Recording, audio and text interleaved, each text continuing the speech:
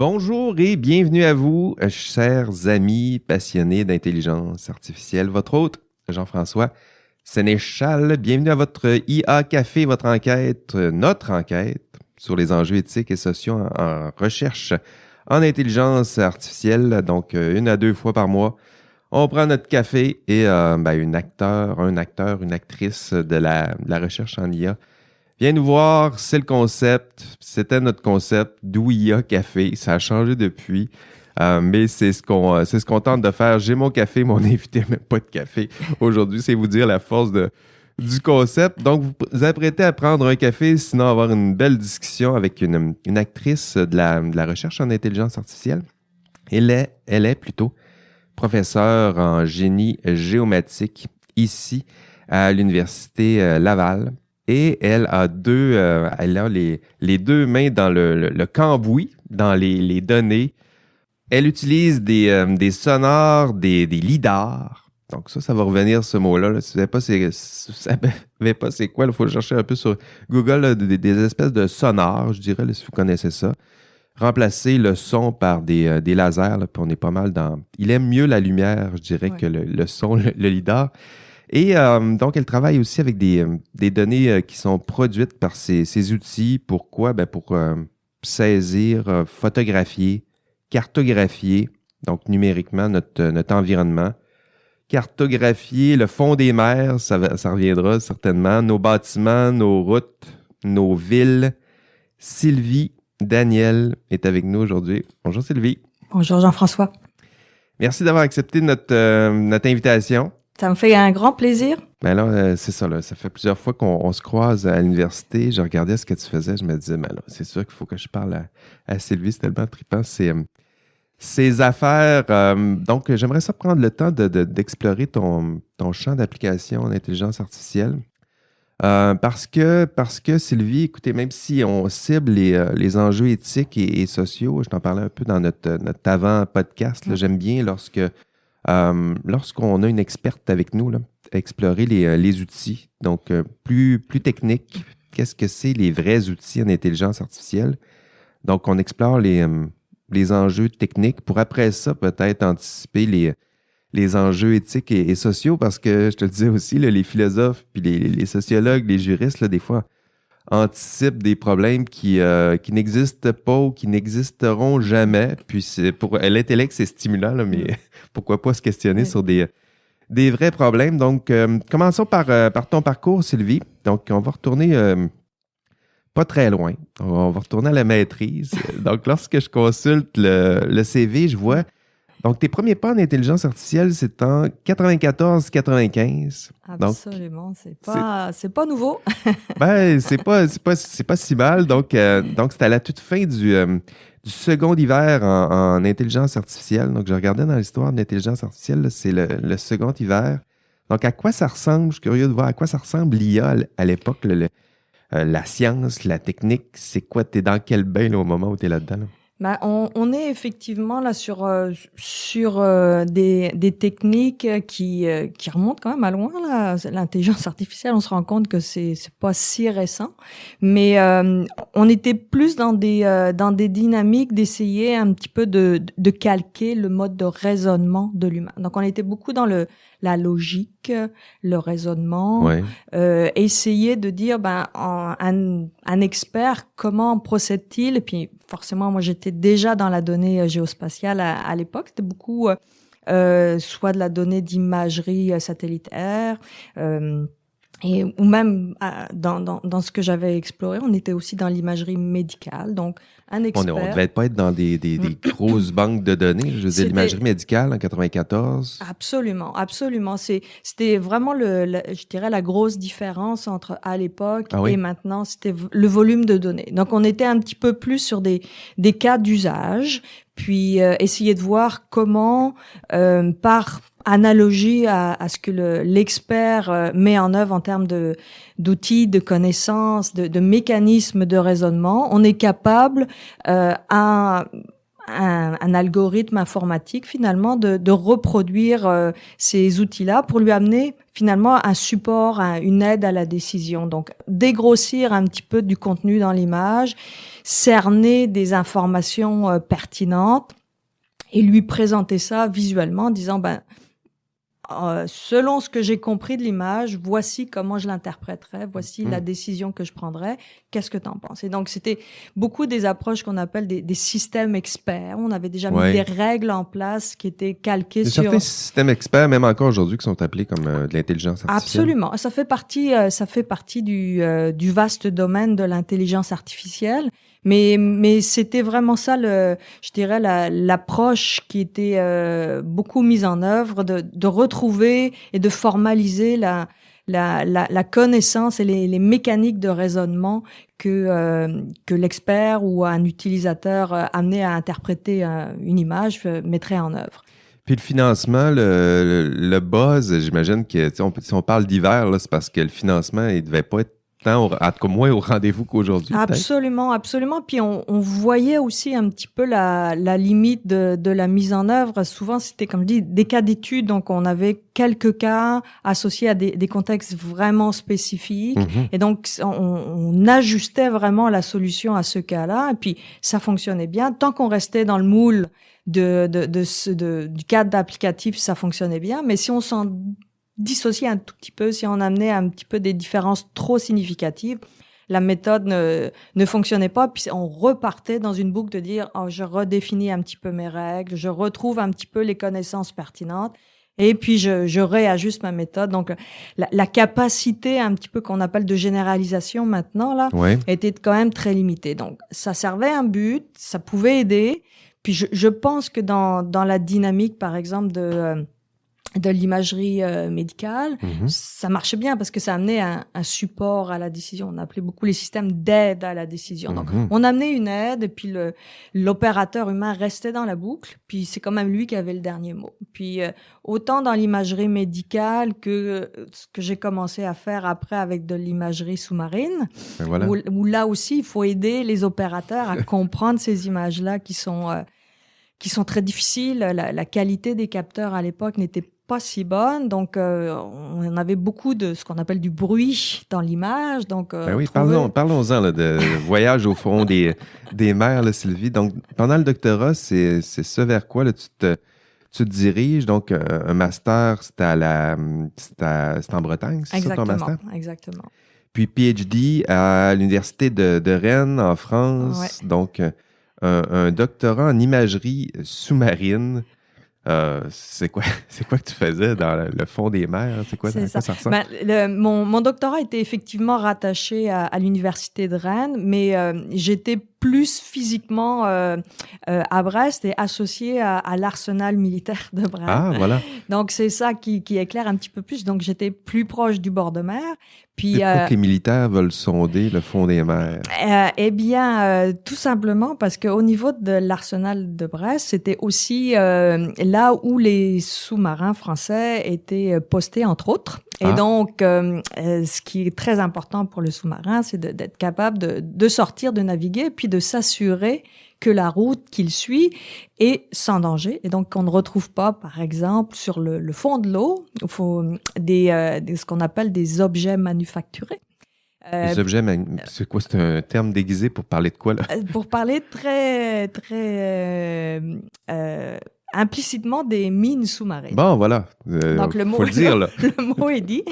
Mais c'est ça. C'était beaucoup pour faire de la détection de risques, justement, là. Et d'essayer de voir justement avec des systèmes comme les sonars qui nous permettent de voir un petit peu plus à distance, est-ce qu'il y a des objets sur le fond de l'eau? Est-ce que la forme de ces objets-là nous interpelle et nous dit, là ça ressemble à un objet qui n'est pas naturellement présent dans l'eau. Est-ce qu'on est capable de l'identifier? Puis, et éventuellement, si on l'identifie à l'avance, les sous-marins avaient des systèmes déjà robotisés. Les techniques à l'époque, c'est quoi? C'est juste du sonar à l'époque ou déjà on commence à avoir des lidars? Non, c'était vraiment du sonar. Donc, on est vraiment exploitation du son pour essayer de cartographier le fond de l'eau. C'était vraiment c'est encore une des technologies qui est la plus Ton efficace. doctorat, tu prenais des données, il y avait des sonars qui t'envoyaient des données, puis après ça, tu traitais ces données-là? Exactement. Donc, j'étais associée à un centre de recherche, justement, au niveau de l'arsenal militaire.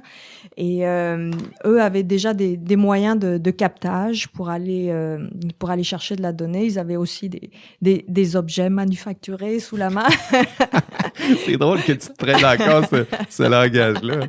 C'est ça, c'est très, comment dire, très implicite quand on justement dans. Oui, on comprend. C'est pas long qu'on comprenne. C'est pas long qu'on comprend, mais on le dit pas ouvertement. Mais c'est ça, là, ils avaient déjà capté une banque d'images représentatives de différentes catégories de mines qu'on retrouvait sur le marché à l'époque. Puis le fond des mers, est-ce qu'on peut se contenter juste je sais pas, des sous-marins ou on utilise quelle technique pour aller sonder au fond des mers? C'est ça. Donc, au niveau du fond de la mer, il y a deux approches. Soit on fait de la cartographie à partir de la surface de l'eau, donc avec des navires. Souvent, on peut le faire. Ben oui, c'est vrai, des sonars. Comme à la pêche. Exactement. Je me sers de sonar à la Exactement. C'est ça, mais puissance 10. Oui, j'imagine. Ils trouvent le poisson, eux autres. Exactement. Et donc, c'est souvent des sonars qui sont installés au niveau de la coque des navires de surface. Et donc, ils envoient du son en direction du fond de l'eau, puis sont capables de récupérer ce qu'on appelle le signal rétrodiffusé, réfléchi. Puis, en fonction de ce qu'il y a au fond de l'eau, la force du signal qui est retournée va varier. C'est pas très efficace. Il me semble, un bateau, c'est assez lent. Es-tu moyen d'utiliser les avions? Exactement. C'est un des enjeux, justement, de l'acquisition de données sur le fond de l'eau, là. C'est que le son ne se déplace pas très vite vers le fond de l'eau. Donc, le bateau doit attendre que le son revienne. Donc, le bateau peut pas avancer très vite non plus.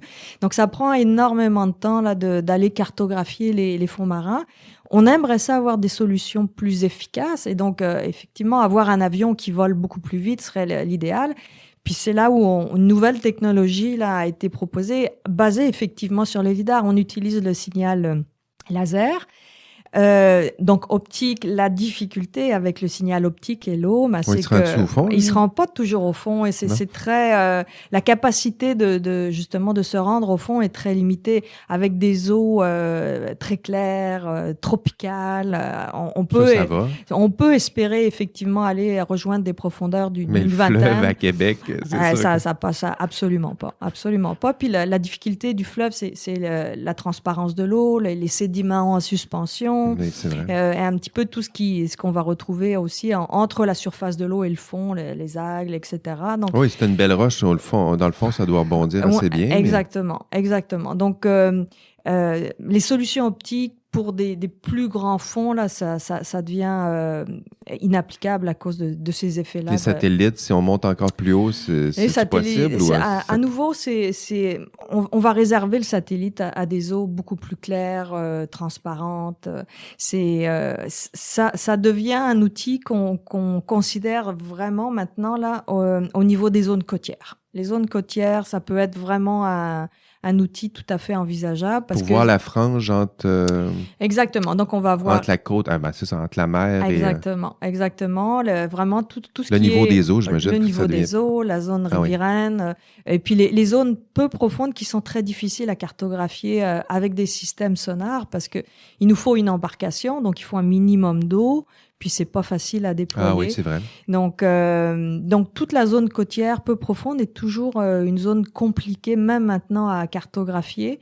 Et les systèmes optiques satellitaires, même ce qu'on dit, les survols avec les lidars, c'est vraiment pour cette zone-là qu'on les considère parce qu'elles viennent combler une zone qui est peu exploitable pour des navires avec des systèmes acoustiques, donc sonars. Vraiment trippant. Donc, doctorat, après ça, on s'en va, on quitte le doctorat, on s'en va dans l'industrie. Ouais. Donc là, il y a un saut dans l'industrie.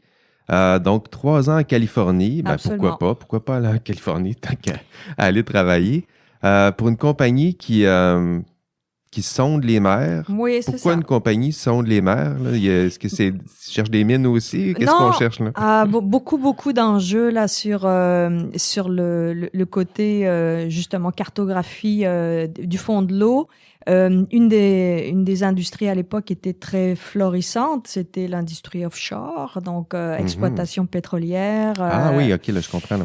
Voilà, donc tout ce qui concerne justement un petit peu la cartographie, mais surtout pour essayer d'anticiper la pose de pipeline sous-marin. Là, donc il nous faut s'assurer que oui. Pardon, là où on passe, où on pose le pipeline, c'est plutôt un fond stable, pas de roche, plat, etc. Donc il y a vraiment tout un enjeu déjà de cartographie de là où on va déposer le pipeline, et puis par la suite il y a tout un enjeu de maintenance, s'assurer que tout va bien, que ça n'a pas bougé, qu'il n'y a pas de risque de fuite.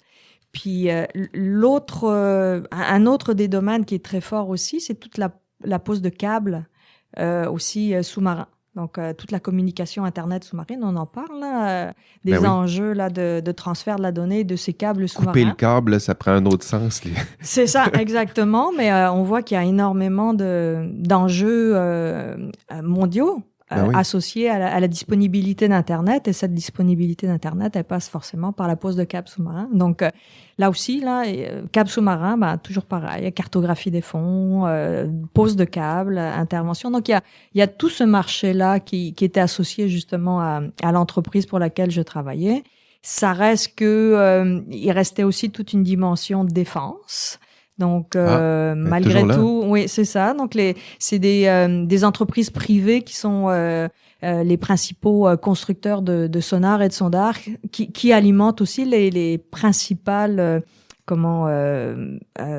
groupes qui interviennent au niveau naval dans le monde, donc forcément militaire. Et c'est souvent dans des optiques de défense. Donc, on présente souvent ces travaux-là plus sous l'angle de la défense, mais on voit actuellement les enjeux géopolitiques avec la surveillance. C'était beaucoup les ports à l'époque. Maintenant, c'est aussi surveillance des côtes, et puis de plus en plus la surveillance associée au domaine de l'Arctique, avec les nouvelles voies aussi navigables qui s'ouvrent. Donc, il y a beaucoup d'enjeux sur un petit peu la surveillance des côtes, et puis de l'intérêt territorial de chaque nation là, associé aussi au domaine marin. Donc, il faut équiper aussi ceux qui s'en chargent avec les outils pour le faire. Là. Vraiment trippant.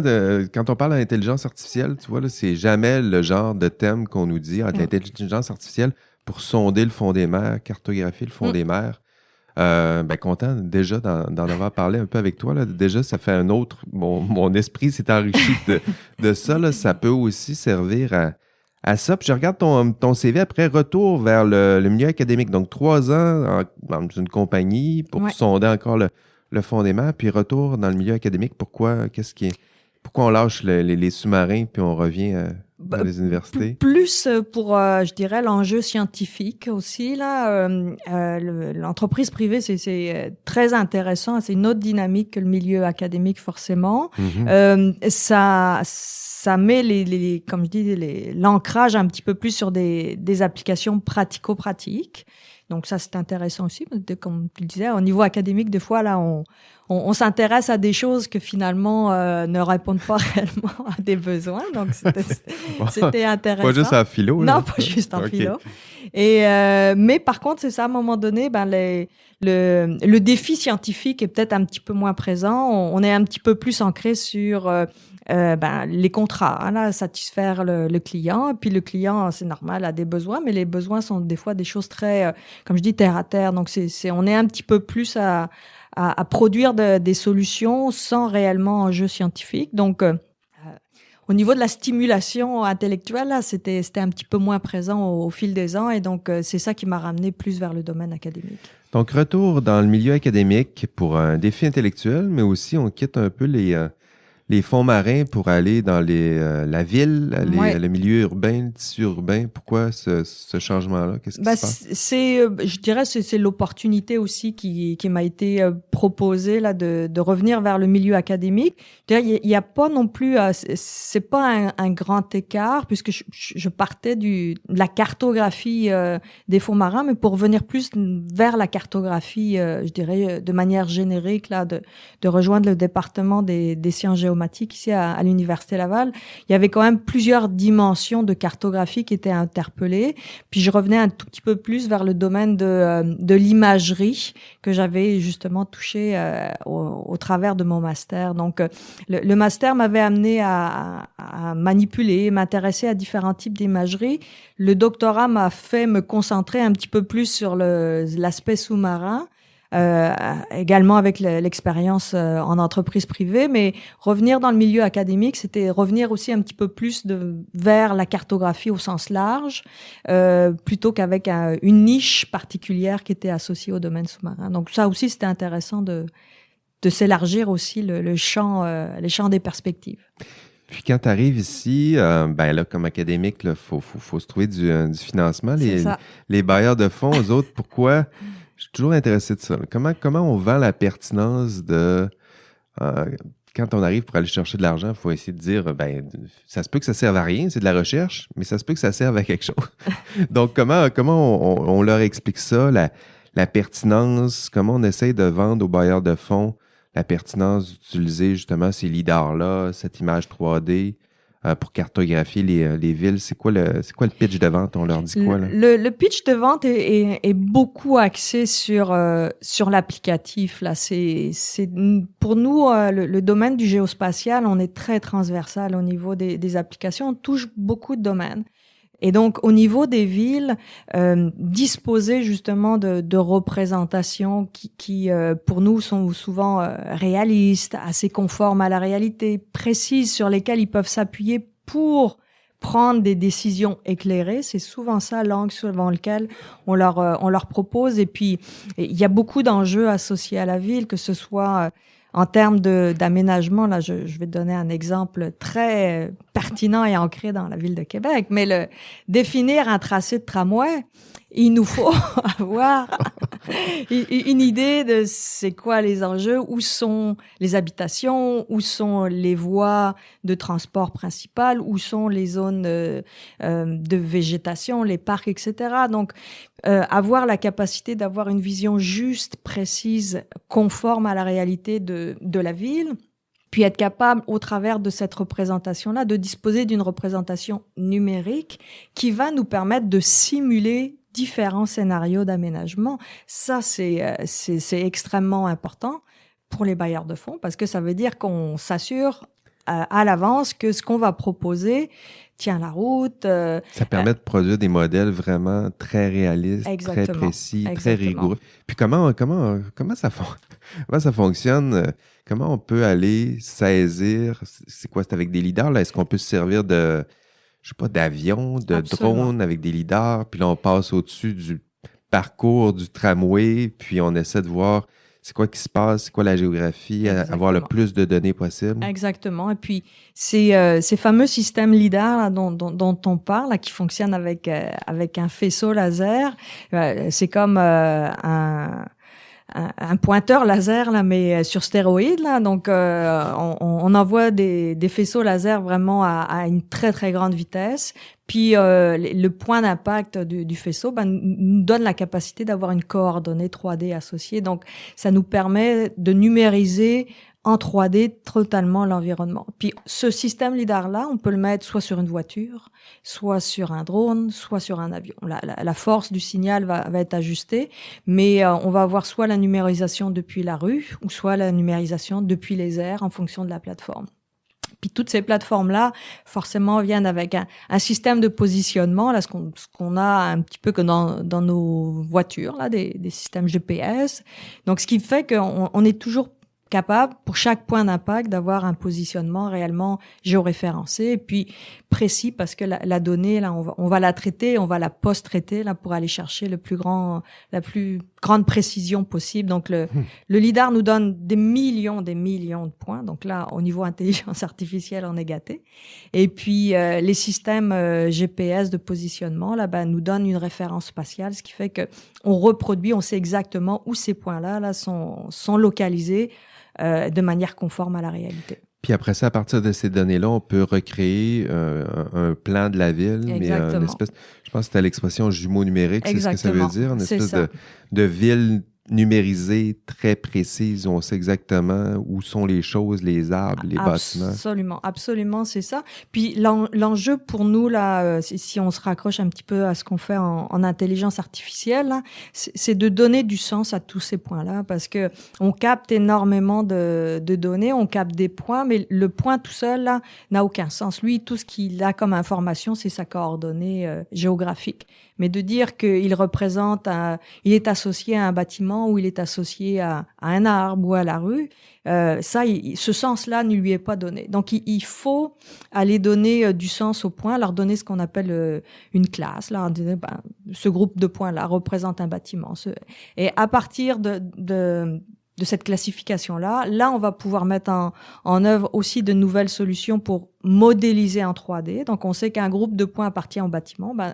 Est-ce qu'on est capable d'en faire un modèle représentatif d'un bâtiment? Donc là aussi, c'est des nouvelles solutions qu'on doit développer. Et puis, une fois qu'on a la représentation du modèle 3D, là, enfin, on a notre jumeau numérique. Mais entre les données et l'interprétation, comment on procède pour passer de la donnée? J'ai des tonnes de points, des données 3D qui me sont envoyées. Là, j'imagine un gros chiffrier Excel. Là, je suis sûr que je me trompe, là, mais ça, dans ma tête, c'est comme ça que ça sort. Mais comment on procède pour après ça dire, ce point-là, c'est un bâtiment, ça ressemble plutôt à un arbre. Comment il y a chaque point, puis c'est pas tant le point tout seul qui est informatif, mais souvent c'est le point, puis le groupe de points avec les points qui sont autour qui nous renseignent, parce que un bâtiment va avoir une géométrie très particulière. C'est des plans avec des orientations de ces plans-là qui sont spécifiques. Donc, on va aller recalculer ce qu'on appelle des normales associées au point pour dire, est-ce que la normale de ce point-là et de son voisin, ils sont orientés dans le même sens. S'ils sont orientés dans le même sens, il y a des chances bonnes chances que ce soit un bâtiment. Ça soit un bâtiment. C'est pas un arbre. C'est ça. Alors qu'un arbre, effectivement, là, ce qui le caractérise, c'est que ça varie dans tous les sens. Il n'y a pas réellement de géométrie évidente. Et donc, c'est comme ça qu'on arrive à caractériser un petit peu plus qu'est-ce qui est du bâti, qu'est-ce qui est de l'environnement naturel. Le fait que nos données soient géoréférencées, on a aussi l'élévation des points. Si notre élévation est plutôt basse, on va dire c'est plutôt de la route. Là, si on est plutôt en hauteur, ça va nous donner plus d'éléments de dire c'est plutôt un point qui participe à un bâtiment, par exemple. Donc, puis cet étiquetage-là, est-ce que ça se fait automatiquement ou c'est des... C'est qu'on essaye maintenant de le faire automatiquement, effectivement. Parce que si on le fait pas automatiquement, c'est qui fait ça? C'est des étudiants? Ou c'est ça, c'est qu'il y a de la main-d'œuvre au départ là, qui fait ça manuellement. Il y a certains logiciels qui nous assistent pour nous guider un petit peu plus, là, pour que ça aille un petit peu plus vite. Mais étiqueter ces points-là, c'est extrêmement laborieux. Et puis...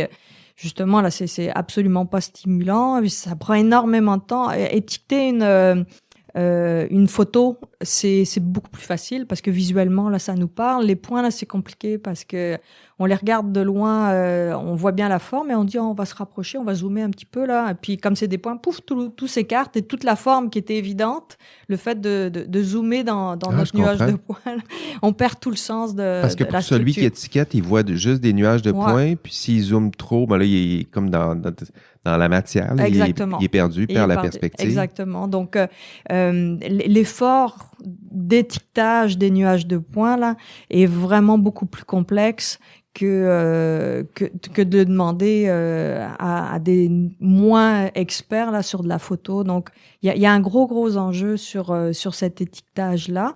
Une manière de le faire pourrait être d'aller avec des solutions comme on a parlé là, un petit peu plus ad hoc, un petit peu comme j'explorais durant mon master, à savoir qu'on sait que pour un nuage de points, la solution pourrait marcher là. Il y a un peu de travail au départ de l'expert de définir peut-être des caractéristiques pour retrouver la catégorisation des points. On va faire rouler la solution juste sur un jeu de données particulier. Puis après ça, à la fin, on va avoir un travail plus de validation. On dire je repasse au travers de ce que la solution m'a donné, puis je corrige. Donc ça reste laborieux, mais c'est déjà un tout petit peu plus automatisé que ce qu'on aurait pu faire juste de tout faire manuellement. Puis on pourrait pas justement servir de l'intelligence artificielle pour étiqueter ça de façon automatisé, un petit peu plus autonome? C'est vraiment vers là qu'on s'en va. C'est plusieurs des travaux que nous, on fait actuellement. Là, porte justement sur cet effort de mettre en place des solutions complètement automatisées là, qui seraient capables de prendre ce nuage de points puis directement en sortie nous fournir la classe pour chacun des points. Donc, c'est un axe de développement là. Il y a eu beaucoup de travaux qui étaient portés initialement sur de l'imagerie. Après ça, parce que c'est facile. C'est facile. Et puis c'est une donnée qui est très accessible aussi là. Puis là, il y a eu une croissance vraiment assez fulgurante des nuages de points, parce que là aussi les capteurs sont devenus beaucoup plus abordables. Un exemple, c'est l'intégration de systèmes lidar miniaturisés dans les nouveaux iPhones, les nouveaux iPads. Hein. Il y a des numériseurs. C'est vrai, on a ça sur les. Je l'ai pas sur le mien, là, mais je pense que les iPhone 12, ils ont des lidars. C'est ça, exactement. Puis les tablettes aussi là de Apple. Donc tu peux numériser avec ton cellulaire de la même façon. Là. Exactement. Tu vas pas dans le fond des mers, mais tu fais le tour d'un objet, tu numérises avec ton cell. Exactement. Tu as des points. Tu peux numériser un bureau comme ici là, assez facilement. Ah oui? Ouais, assez facilement. Assez rapidement. Donc, ça amène tout un jeu de données disponible aussi là pour des utilisations diverses. Donc, le besoin d'être capable d'étiqueter de la donnée nuage de points, là, il a été en croissance. Puis, ça a forcément amené beaucoup plus de travaux du domaine de l'IA vers les nuages de points. Puis, pour poursuivre la croissance justement des nuages de points lidar, l'autre enjeu qui a amené énormément un regard beaucoup plus important sur les nuages de points en extérieur, c'est tout ce qui est lié à la conduite autonome. Ah oui, ça s'en vient. Parce qu'à partir de ça, c'est ça, les données qu'on peut avoir, disons, sur la cartographie très précise, on l'a dit tantôt, l'espèce de jumeau numérique, ouais. C'est sûr que si le jumeau numérique il existe, si l'auto arrive pour se déplacer, c'est sûr que les autres autos à conjuguer, là. Mais disons que la route, le milieu, il le connaît, il est très précis. Exactement. Puis ça leur donne une capacité. Il y a différentes approches là au niveau des véhicules autonomes. Certaines sont plus orientées fondamentalement sur l'imagerie, puis sur vraiment le traitement temps réel de l'imagerie. D'autres fournisseurs sont plus justement sur une combinaison imagerie, mais aussi lidar. Et donc, sur le repositionnement a posteriori, on dispose au départ d'une cartographie 3D très détaillée des endroits où on circule. Puis le captage temps réel nous aide à nous repositionner dans cet environnement connu d'avance. Donc, ça veut dire qu'il faut avoir aussi des moyens de rapidement produire ces cartographies 3D à partir desquelles on va se repositionner. Donc les interpréter. Exactement. C'est-à-dire que là, si chaque téléphone cellulaire génère de la donnée, si chaque auto génère de la donnée en temps réel, je les vois, mes chiffriers Excel, ça va prendre du temps à étiqueter, Exactement. Ça va prendre des outils peut-être. C'est ça la différence entre machine learning et deep learning? C'est-à-dire que machine learning, on lui montre, il apprend à partir de données étiquetées. C'est ça? Je fais-tu des raccourcis en disant ça? C'est un peu ça. Machine learning, c'est de l'apprentissage machine. Donc, la manière dont on va lui faire apprendre, des fois, on a des méthodes un petit peu moins performantes en termes de généralisation. Les réseaux de neurones peuvent en faire partie, mais il y a d'autres méthodes. Le principe reste le même. On donne de la donnée qui est souvent pré-traitée, où on va avoir extrait des informations pertinentes, des caractéristiques. On va les avoir présélectionnées. Étiqueter un peu. Étiqueter pour l'apprentissage. Mais par contre, la capacité du modèle d'apprentissage est plus limitée. Puis, apprentissage profond, on va aller chercher ce qu'on appelle des réseaux de neurones qui vont avoir beaucoup plus de capacité, parce que ce qu'on veut, c'est que non seulement ils mémorisent la connaissance, mais qu'ils ont une bonne capacité de généraliser, donc de bien se comporter sur des informations qu'ils n'ont jamais vues au préalable. Et donc, pour aller chercher cette capacité à prendre en compte plus de capacité, on va mettre plus de profondeur dans les couches d'apprentissage qu'ils ont à disposition. Et donc, dans un cas comme dans l'autre, on peut travailler justement avec des données étiquetées. C'était beaucoup l'approche qui avait été privilégiée, je dirais, dans toute la recrudescence des réseaux de neurones profonds initialement, parce que le fait qu'on ait déjà de la donnée étiquetée, là, on contrôle bien en disant, c'est ça qu'on veut en sortie, là, arrange-toi pour te configurer pour que quand je te présente de la donnée, ça ressemble à notre façon d'étiqueter. Ça ressemble à ça. Mais comme on dit, il y a beaucoup d'enjeux maintenant sur étiqueter la donnée. Donc, il y a tout un axe aussi de l'intelligence artificielle, des réseaux de neurones profonds là qui s'alignent maintenant vers ce qu'on appelle l'apprentissage non supervisé. Donc, est-ce qu'on est capable quand même de faire apprendre, même si notre donnée au départ n'a pas d'étiquette? Presque 50 épisodes, Sylvie, puis je commence à distinguer tout ça. Merci pour le parcours plus technique. Donc, vraiment passionnant de voir ça, là, à quoi ça... Là, c'est plus clair, là, quels sont les types de technologies, qu'est-ce qu'on peut utiliser, comment on sonde le fond des mers, comment on sonde les villes, on génère des jumeaux numériques, on utilise tout ça. Là, on voit les liens qu'on peut faire avec les automobiles autonomes. D'ailleurs, toi, tu es bien placé pour voir les différences entre la technologie en IA des années 90 puis aujourd'hui. C'est quoi qui a le plus changé? Tu parlais sur le nombre de données. Là, on le voit bien que c'est complètement fou, là, mais est-ce que c'est la seule chose qui a changé? Les deux choses que je vois vraiment les plus prépondérantes dans cette évolution-là, c'est effectivement le volume de données pour travailler, pour faire apprendre, pour représenter les situations diverses qu'on peut rencontrer. Deuxième aspect, la capacité de traitement, de calcul, les serveurs de calcul, le GPU, tous ces outils-là qui nous permettent justement là de faire apprendre, parce que c'est d'un point de vue traitement là, c'est vraiment extrêmement gourmand, et donc on ne pourrait pas y arriver sans disposer de ces outils informatiques-là. Génial, on le voit le parcours. Écoutez, on va parler aussi d'enjeux éthiques et sociaux. Je voulais vraiment prendre le temps d'explorer la technique, mais il faut en parler un peu des enjeux éthiques et sociaux. Puis je pense que tu es la mieux placée pour en discuter. On s'enthousiasme du potentiel de ces outils. On le voit bien, là, le potentiel, mais souvent les chercheurs qui sont à la fine pointe de la technologie là, sont au seuil, là, ils peuvent voir ce qui s'en vient, ils peuvent voir anticiper peut-être les problèmes, les risques. Est-ce que tu en vois des risques qui sont associés à ces technologies-là? C'est quoi les 2-3 plus prépondérants?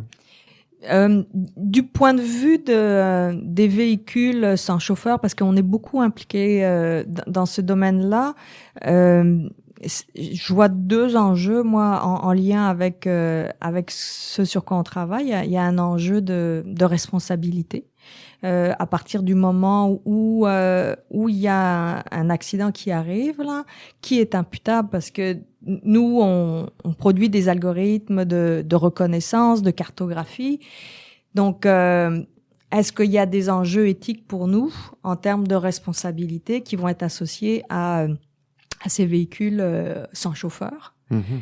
Il y avait déjà des discussions. Est-ce que c'est Sylvie qui est responsable avec son système qui a failli, qui avait des erreurs de programmation, puis à la fin, ça se traduit en un accident? Absolument. Puis c'est déjà aussi des enjeux qui à l'époque vraiment de l'usage ou de l'accessibilité des données GPS qui déjà étaient apparus là, où des conducteurs qui avaient suivi un petit peu aveuglément les directions données par leur GPS à bord de la voiture, puis s'étaient engagés sur des chemins qui étaient même pas carrossables et puis qui avaient abouti ah oui, ça, il y a des histoires d'horreur. Exactement, à des accidents. Mais c'est ça, là, c'est le GPS et puis le système n'avait pas forcément une carte à jour. C'est ça, c'est un enjeu important, le fait que les données soient à jour là dans la représentation. Oui. Donc, le système GPS, lui, avait suivi la donnée qu'il avait au moment où il l'avait. Et puis, quelque part, l'utilisateur avait une certaine responsabilité aussi de bien utiliser ou interpréter les données qui lui étaient montrées. Mais on voyait déjà à l'époque, là, au niveau de la conduite avec chauffeur, là, des enjeux associés à la cartographie. Donc, est-ce que on est prêt aussi au niveau des véhicules autonomes, parce que là, c'est vraiment tout le système maintenant qui décide là, ou dans ce vers quoi ce qu'on anticipe là. Donc, jusqu'où l'imputabilité va aller là dans ces systèmes-là, là, puis quels sont les enjeux d'imputabilité associés à la cartographie sur laquelle le véhicule autonome s'appuie pour se relocaliser. Donc, je pense qu'il y a des enjeux de ce point de vue-là, puis ce ne sont pas des enjeux technologiques pour moi, là, c'est vraiment des enjeux plus légaux, et puis qui t'éthique à un moment donné là sur qui décide entre la voiture ou la personne qui est à bord. Qui est imputable à la fin. C'est un problème qui existe en ce moment, là, toutes les fois quand il y a un succès, tout le monde est imputable, mais quand il y a un échec, souvent, c'est plus difficile de trouver qui est imputable, puis gageons que si ça fonctionne bien, Sylvie va dire c'est de ma faute, c'est mes systèmes qui fonctionnent bien, puis si ça va pas bien, je suis pas sûr non, que... j'étais pas là. J'étais pas là ce matin-là. Il y a le partage donc là, on parle des erreurs possibles. Un des risques, ou du moins des enjeux que je vois, c'est le partage des données. On souhaite on le voit, la quantité de données, c'est une manne, là, je veux dire, on peut s'en servir pour faire toutes sortes de choses, puis on souhaite des données qui sont, idéalement, si on veut faire progresser, qui sont libres, ouvertes, partageables. Je pense au principe là, FAIR qu'on a vu avec Philippe Després, c'était à l'épisode 2. Donc, Philippe, là, ça fait un bail de tout ça, là, mais quand on regarde ce qui se passe avec les données, on se rend compte que ce sont souvent des grandes compagnies, finalement, là, qui sont propriétaires des données. Pour une chercheure comme toi, est-ce que c'est frustrant de voir que ce sont ces compagnies là, qui génèrent de la donnée, qui utilisent de la donnée? Souvent, moi, je le sais en recherche, là, quand on veut générer de la donnée, on a des protocoles, comité d'éthique qui repassent, puis là, qui pensent à tout, puis il y a des freins importants, des obstacles. Alors que souvent, on a l'impression que ces compagnies-là, c'est beaucoup plus souple, puis s'approprient les données, ils génèrent des données, ils se réapproprient des projets de recherche que ça, puis après ça, ils revendent la donnée. Est-ce qu'il n'y a pas quelque chose de frustrant dans absolument, tout ça? Absolument. Puis je trouve aussi que c'est un enjeu, je dirais, même moi, au niveau peut-être de la sélection de certains des capteurs, que je me dis, moi, je vais m'équiper avec des instruments pour aller collecter ma donnée. Et puis, je me rends compte finalement, pour certains instruments, on n'a pas directement accès à la donnée exploitable. Donc, il faut télécharger la donnée sur des serveurs. L'entreprise propriétaire de l'instrument va traiter tout ça. C'est ça. Puis lui, je capte de la donnée, mais lui, parce que je la charge sur ses serveurs, récupère le droit de propriété de ces données-là. Ah, voilà.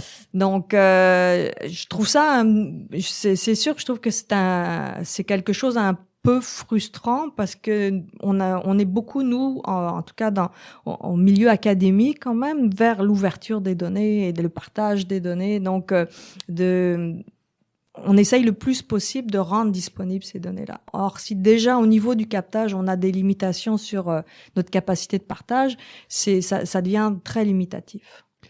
J'imagine qu'il y a est-ce que ça existe des programmes d'acquisition de données gouvernementales? Parce que je me dis, si on veut que la donnée soit publique, est-ce que c'est justement pas le public qui doit s'en mêler aussi, là? C'est-à-dire des programmes gouvernementaux qui généreraient une acquisition de données qui, elle, sera nécessairement partageable. Ça s'en vient. Oui, ça s'en vient. Il y a plusieurs programmes, par exemple, au niveau plus fédéral, là, où on fait des acquisitions lidar aéroportées, à des fins notamment de cartographie du terrain ou aussi de cartographie forestière. Donc, il y a une vocation au départ peut-être plus applicative par rapport peut-être à à certains ministères là, où eux ils voient la pertinence de faire ce captage-là, mais ils relâchent la donnée, la rendent disponible à tous par la suite. Ben, donc, c'est ça. Ouais. Parce que moi, l'exemple que j'avais en tête, moi, à ma maîtrise, je faisais du génie génétique. Puis à l'époque, il y avait le grand projet de... Ben, tout le monde avait sa petite partie du génome, puis on travaillait sur un gène.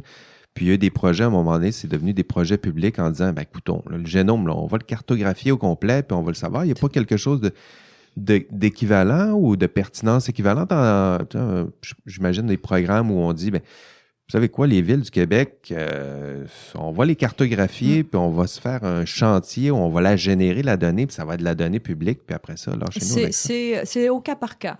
Un exemple, parce qu'ils sont assez précurseurs, c'est la ville de Montréal. Ils ont un très beau département de géomatique à la ville de Montréal. Ah oui?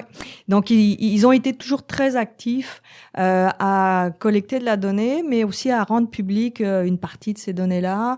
Ils ont fait, eux, un jumeau numérique de la ville de Montréal qu'ils ont rendu disponible. Il existe un jumeau numérique de la ville de Montréal public. Oui, ils ont... Wow. C'est pas forcément le format, je dirais, la version la plus aboutie avec le niveau de précision maximale, etc. Mais on a déjà accès quand même à une version de ce jumeau numérique.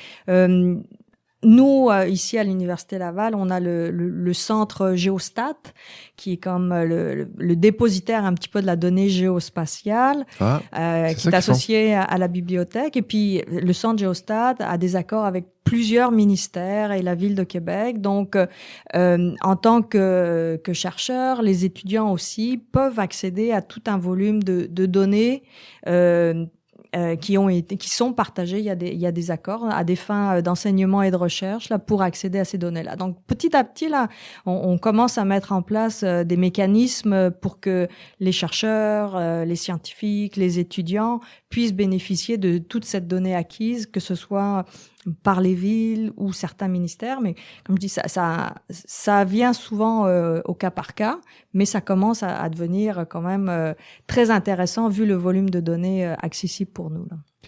Une belle manne qui est là, qui attend peut-être une bonne idée là, d'un étudiant ambitieux. Autre risque que j'anticipais, sinon un enjeu, là, c'est le fait de collecter des données. Ben justement, là, sur les rues, les buildings, on le disait tout à l'heure, là, on s'enthousiasme de ça, des autos qui prennent des données, puis des drones, puis mais il y a ceux qui habitent aussi ces villes-là. Là. Donc, est-ce qu'il n'y a pas un risque de, je sais pas, de bris, pas de bris, mais pour la vie privée, peut-être, de bris de confidentialité, c'était ça que j'avais en tête, qui sont associés à ces jeux de données. Donc, on voit des jeux de données qui sont là, qui sont peut-être confidentiels, anonymisés, mais si on les recoupe avec d'autres jeux de données qui, eux, le sont moins, est-ce qu'il n'y a pas des risques pour la confidentialité? Absolument, totalement. Et puis, il y a beaucoup de captage qui est fait par des entreprises privées au départ. Donc, au moment où ils captent la donnée, les personnes qui habitent là ne sont pas forcément concernées. Les survols en avion sont très précis maintenant. Le niveau de précision, le niveau de détail est extrêmement comme dit, pointu, petit. Là, on peut voir vraiment beaucoup de choses. Et puis, c'est vrai aussi avec les systèmes qui circulent dans les rues. Hein, on capte de la photo et puis on capte du système LIDAR. Et puis, les gens n'ont pas toujours conscience jusqu'où le système laser se rend au travers des maisons. Donc oui, à travers des maisons, oui, parce que le signal passe au travers des fenêtres. Là. Donc c'est pas comme prendre une photo à l'intérieur d'une maison, mais ça reste que on va chercher de la donnée quand même qui est à l'intérieur. Donc il y a pas d'étape de consentement là-dedans. Non, on circule. Même a posteriori, on n'envoie pas une lettre en disant non, c'est ça. Il y a un leader qui a pris quelques données dans votre salon. C'est ça, exactement. Et puis c'est moi je vois beaucoup d'enjeux par rapport à ça. Puis j'allais quasiment aussi dans ce sens-là avec les véhicules autonomes. Les véhicules autonomes sont équipés beaucoup de capteurs. Puis, il y a des caméras, il y a du système lidar. Donc, ces véhicules-là captent de la donnée alors qu'ils circulent dans la rue, puis qu'ils passent à côté de chez vous. Donc, ça fait beaucoup de données captées, peut-être que dont les gens n'ont pas conscience. Puis, peut-être que depuis la rue, c'est peut-être un tout petit peu moins invasif parce que forcément là on est dans un lieu public. On est dans un lieu public, balisé, mais pour tout ce qui est survol, drone, aéroporté, voire satellitaire, quand on a des résolutions de pixels à 50 cm ou moins, là, on voit beaucoup de détails. 50 cm. Ouais, dans la. Si je suis dans mon chalet, tranquille, dehors, puis il y a un drone qui passe ou un avion qui décide de... Absolument. Et puis je pense que les gens se disent oh, c'est pas grave, j'ai rien à cacher. Sauf que je vais prendre l'exemple un petit peu d'un projet pilote qui a été mis en place en France justement dans la dernière année là où ils sont allés faire de l'interprétation justement des images captées en survol aéroporté pour détecter les personnes qui avaient des piscines et qui ne l'avaient pas déclaré. Donc, il y a un certain nombre de propriétaires qui ont reçu a posteriori une petite lettre de créance en leur disant vous n'aviez pas à déclarer la piscine. Puis ils ont commencé avec les piscines et puis ils souhaitent continuer justement avec tout ce qui est dépendance, garage, etc. qui est éventuellement on a compté 6 autos sur votre terrain. D'où ça sort, cet argent-là? Exactement. Puis... Donc, effectivement, la facilité de captage, la facilité de caractériser un petit peu ce qui se passe au niveau de la propriété des gens et recoupé par la suite avec d'autres bases de données, parce que je dirais l'enjeu du géospatial, c'est qu'on localise, là, avoir une photo mais de pas savoir où la photo est prise, c'est une chose. Prendre une photo mais de savoir exactement où elle est située, on est capable d'aller chercher énormément d'informations par recoupement là, avec différentes bases de données existantes. Ben oui, si les bases de données sont publiques, en plus, on faisait la promotion de ça, mais ça peut générer d'autres types de problèmes. Est-ce que tu vois d'autres enjeux éthiques, Sylvie? Tout à l'heure, tu parlais du fait qu'on est en train de construire certaines règles, certaines lois. Ouais. Je pense que c'est un peu des enjeux propres aux technologies, c'est-à-dire qu'il y a, parmi les enjeux éthiques, il y a des champs, surtout comme celui-là, là, quand on est à la fine pointe, le cadre, il est en train de se construire, là. Absolument, absolument. C'est ce que je vois surtout depuis les dernières années. La technologie, elle avance extrêmement vite. Et puis, je dirais que le domaine légal a un petit peu de peine à rattraper et puis à produire le cadre légal qui s'applique à ces évolutions technologiques. Donc, on en parlait un petit peu tout à l'heure là sur le drone. C'est sûr qu'au départ, ça a été un enjeu pour les sociétés de services, notamment ceux qui étaient là pour faire des levées, de la cartographie, où ils voyaient tout un marché s'ouvrir devant eux avec l'usage du drone, mais pas réellement de moyens légaux de le déployer parce qu'il n'y avait pas encore de règles, ça n'avait pas été pensé, puis toute la régulation un petit peu de l'aviation n'avait pas introduit cette capacité-là d'utiliser un drone et puis de faire des levées à des fins de cartographie. Donc, c'est un enjeu d'avoir justement un cadre légal qui est capable de s'adapter à la vitesse à laquelle la technologie est en train d'évoluer. Vraiment trippant. Sylvie, on s'en va tranquillement vers la fin de l'entrevue. C'est sûr, j'ai une experte devant moi, là, donc je suis toujours intéressé de savoir qu'est-ce que tu vois dans ta boule de cristal, qu'est-ce qui s'en vient. Tu es bien placé pour voir là, ce qui s'en vient. Qu'est-ce que tu vois? C'est quoi les technologies anticipées? Disons, dans 20 ans, là, ça ressemble à quoi? Ce que tu fais, ce qu'on voit, ce qu'on est capable d'utiliser? C'est sûr que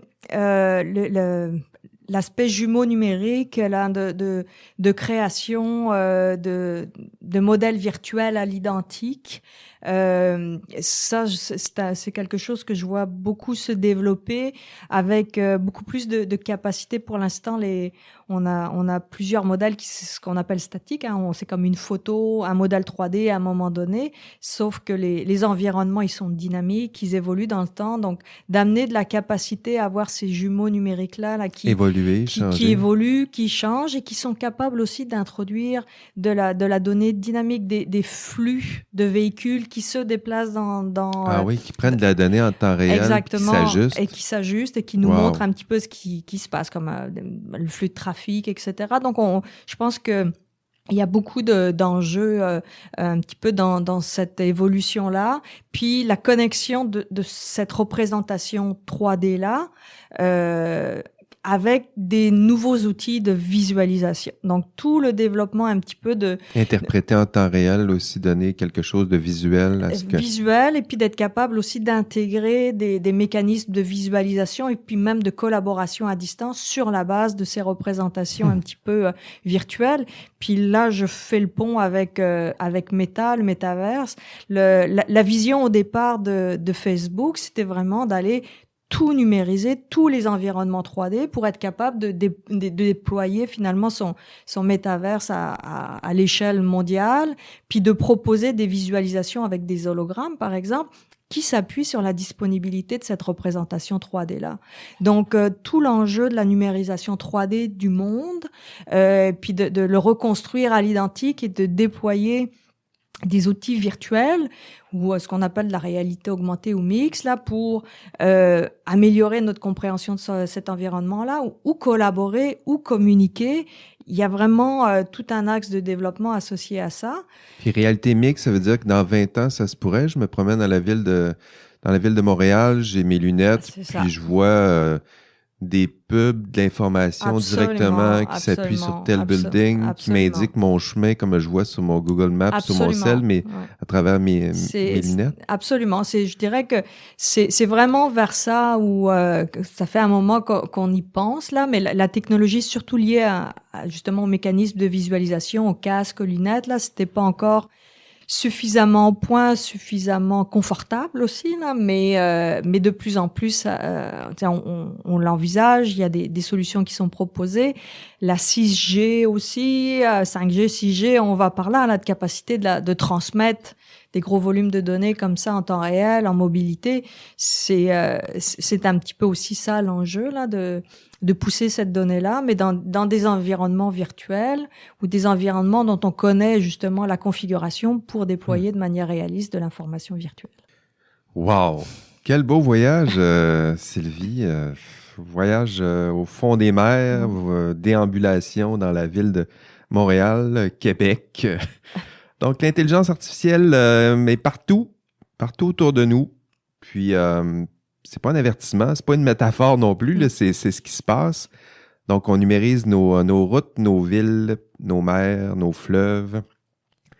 Puis c'est ça. Tout ça est numérique, des nuages de points. Je me sens un peu comme dans le film La Matrice, le Néo qui voit la matrice. Sylvie, c'est sûr que toi, tu vois la matrice. Toi, tu vois juste des nuages de points. Juste des points.